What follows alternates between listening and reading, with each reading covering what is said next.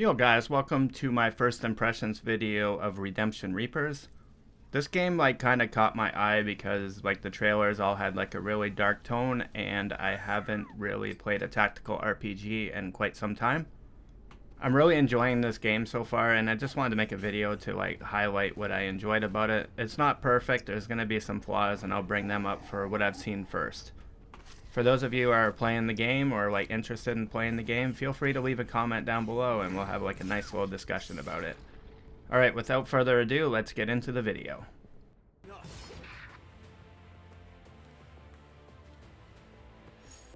So to start, the game was pretty easy to get into. There was some nice little cutscenes and everything, and lots of good tutorials. It kind of helped hold your hand to teach you the game, how it works, the different systems and everything within the first few battles. There is no world map in here. You kind of just play the game from a menu, so you have skirmish and then story missions and then your character equipment and whatnot. Your typical RPG style menus. As you get a few more missions in, then you start to unlock more things in the menu, like the merchant, and I think crafting is another thing that you unlock. I can't quite remember on that one. You might have it right away.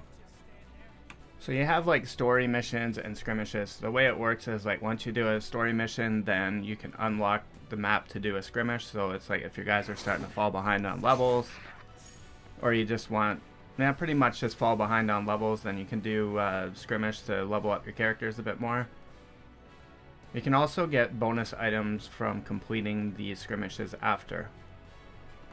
So crafting materials, and I think ignates is what you use to sell to the merchant to make money. I haven't really got that far into the game to figure it out yet. So when you do a new story mission, you'll notice on the map, and they'll do it through the tutorial as well, there's going to be relics and chests. So you can go around and loot the relics and chests. Since there's no open world thing, you can only do this in the map. So it's while you're fighting people, then you have to run characters over to little shiny spots or treasure chests. And then that's how you get some crafting materials. You can get new weapons that way. And it just gives you something to do during the fight when you're not fighting things. If the monster's on the other side of the map or something, it's alright, I can go and collect all these little things before I go and fight the rest of the monsters. And if you miss a relic or a chest during the story missions, because they tend to be a little bit harder than the skirmish matches, you can actually go into a skirmish match and they'll still be there, and then you can go and collect all the loot and stuff. It has books and stuff for relics, and then it gives you a crafting thing, and then chests usually have a weapon or an accessory or something in it. There's also a flask mechanic. I find this one kind of interesting. I kind of like it. I didn't like it at first, but it's growing on me, I guess. So every one of your characters has a flask that they have. They can use it once. But there's also little icons on the map that you can use once too that will fill up your HP and then give you a flash charge. So you use the flask to fill up your HP. So it's not you can just keep chugging potions as you're going on. So it's you kind of got to do a strategy thing with it. It's kind of interesting as well, and it can make the fights kind of challenging because I find they tend to focus attack one guy, and there's a guy that uses a spear, and I find that they always go after him because he's so strong or whatever. I don't know if that's how the AI is programmed or what, but it's patterns that I've noticed with it. For the story missions, the first few missions are actually quite easy, but I'm on chapter 9, which every story mission's a chapter. It gets quite difficult there. I've died a few times. It's just one of those if you make a mistake, your guys can get killed so fast, and then when your guys die, they're removed from the fight. You can't resurrect them, and there's usually a lot of enemies on the map, so it's well, if I want to take forever to do this fight, I probably can. I did that with a few because I think the last story mission or the one before it, I literally have one guy left, and if he missed, I would have died and I would have had to do the whole thing all over again. I was just oh, it was so intense. And then as story missions come along, you get different monster types. You get ones that the whole purpose of them is to run into your party and blow up, and then you get ones that debuff you. If you have a status down, you like do 0 damage. Like, it's crazy. Like, it's debuffs in this game are a big deal, and I kind of like that. I don't like the games that have like, oh, I just lowered their attack, so instead of hitting for 1,000, they hit for like 950. It's just like whoop-de-doo. Like, it didn't really do anything. I might as well do something else with the turn. This one, it's like you hit for like 10, you get that attack down debuff, and you're hitting for nothing. Like, it's crazy. You kind of have to keep your party together in this though, because you can do like gang attacks. So like if you have the monster like surrounded and you hit the monster with like one guy, then you can do follow-up attacks with the rest of your characters. Like you have to hit like a button on your controller if you're using a keyboard. I don't know what the keyboard controls are as I'm using a controller. But you can go in session, so you can have like 4 attacks in a row. It can get pretty potent too, like just to quickly whittle down enemies. And then there's different types of enemies. Like some are weak against like spear attacks, some are weak against slashing attacks, some are weak against like blunt weapons like swords and stuff. So you gotta like learn all the different characteristics as well. The final part with the fights is if you do the fight really quickly or in like so many turns and you don't lose any characters, then you get like a bunch of bonus EXP, and you can put that onto whatever character you choose in the menu. I can show you that in like the next little part of this video. So for the menu part of the video, you got different things like leveling up your characters, your equipment, your typical JRPG stuff. And then you got the merchant as well. If you go into your character screen or whatever, you can see all your character's abilities, and then there's like some passive stuff too. So as you level, you get like SP, and then you can use the SP to go into your character's like skills. Like one has like evasion, which is pretty powerful in this game. Like attack, and like you eventually learn new skills, so you can make your skills stronger. Just your typical stuff. It's kind of like, I don't know if you played like Far Cry or something, where you have like your skill tree and then you can put more than 1 point into each skill. It's kind of like that. There's also a part in the menu where you click bonus EXP from maps, and then you can go into there and use that EXP on a character that might be falling behind a little bit, or if one might died in the fight.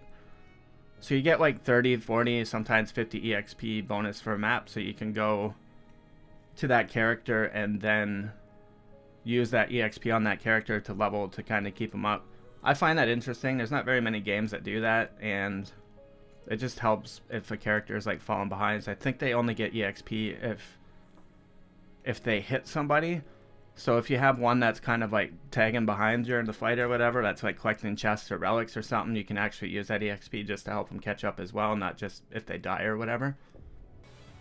As for the crafting system in the game, it's pretty basic. You just get a bunch of items that drop, and then like jade stones and whatnot, and each weapon has like its own stone, so the stone will say this works good on short swords or spears or long swords or hammers or whatever, axes.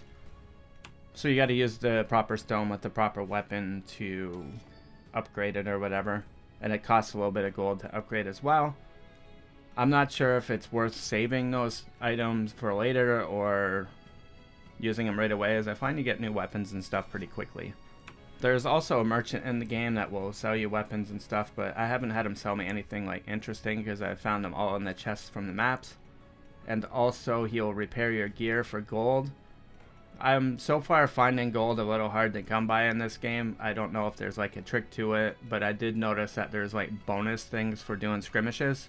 And some of them have like ignits, so if you like maybe do that one, you get an ignite after, and they always sell for a lot to a merchant. I think that's the whole point of them in this game, but it seems like your weapon durability goes down pretty quickly. I'm personally not a fan of weapon durability systems anymore. It just kind of, I don't know, I get it, but it's, I don't know, I just find it more of an annoyance nowadays. But pretty much after like 2 fights, I'll say, you'll have to repair all your weapons. If it goes down to being broken, it obviously costs a lot more, and you do like half the damage. I'm not sure if it's worth it to use like crappier weapons for like skirmishes, because they don't cost as much to repair, and usually those fights are a little easier. I haven't really tried that, so I'm not sure if that's like a good strategy or not. So for some miscellaneous stuff, I find stuff like the voice acting can be a little bit cringe at times. I find it hard to feel the emotion. Like the sound design is great, but the Like the emotion of the main female character talking, especially, it's just like she's supposed to have like this anger and rage, but it just kind of feels like it's forced, you know? I hope that makes sense, but that's just kind of what I feel from the voice acting part. And some of the male voice actors are kind of cringe as well, but they're not as bad. I find with like the lack of emotion and stuff in the voices, it's like hard to get really pulled into the world, because it's just kind of like, are they really like panicking and suffering and struggling to survive and all this stuff, like trying to save refugees and whatnot? I don't know. It just kind of pulls you out of it a little bit. When it comes to the graphics, I think they're pretty decent. They're nothing special, but the game runs like smooth as butter. I'm not one to like judge a game on graphics or anything, as I think it's kind of like icing on the cake. Like obviously if the graphics are terrible, I'm not gonna like the game, but you know, it's not everything. If it's like a little less graphics but really polished up and stuff, I would like that over like something that looks like really good and then kind of have your frame rate go down to like 20 or something just to like load up the graphics or the awesome cutscenes or whatever. For my final thoughts, for my first impressions, the story is kind of mediocre at the moment, but maybe they'll put like a little bit of a twist on it. It's like just really generic at the moment. I'm having a great time with the game. I'm about like 4 hours in or so, and just the time flew by, so I was like really pulled into the fights and having to think and come up with a plan and be like, oh, the enemy just killed me or whatever, or like, oh, I made that mistake, or I did like a really awesome combo or something. It's kind of like a really feel-good moment when you do something good, but it's like kind of frustrating if you like mess up and then all of a sudden, yay, one of my characters are out of the fight now. I look forward to seeing where this game's gonna go. I'm gonna be playing it probably over the weekend and stuff, so I will definitely make a review on this game after, once I'm done with it. The price point of the game wasn't too bad either. It was like a medium price. I think it cost me like 65 or 70 bucks. I live in Canada. It's not like a AAA game, which is like 95 for me. So that's not too bad. I would definitely pick this game up probably if it's on sale for sure at this current state. I don't know how it's going to end. And yeah, that's pretty much it for my first impressions. If you guys enjoyed the video, please hit the like and subscribe button. It'll help the channel out a lot. Thanks for watching, and have yourselves a great day.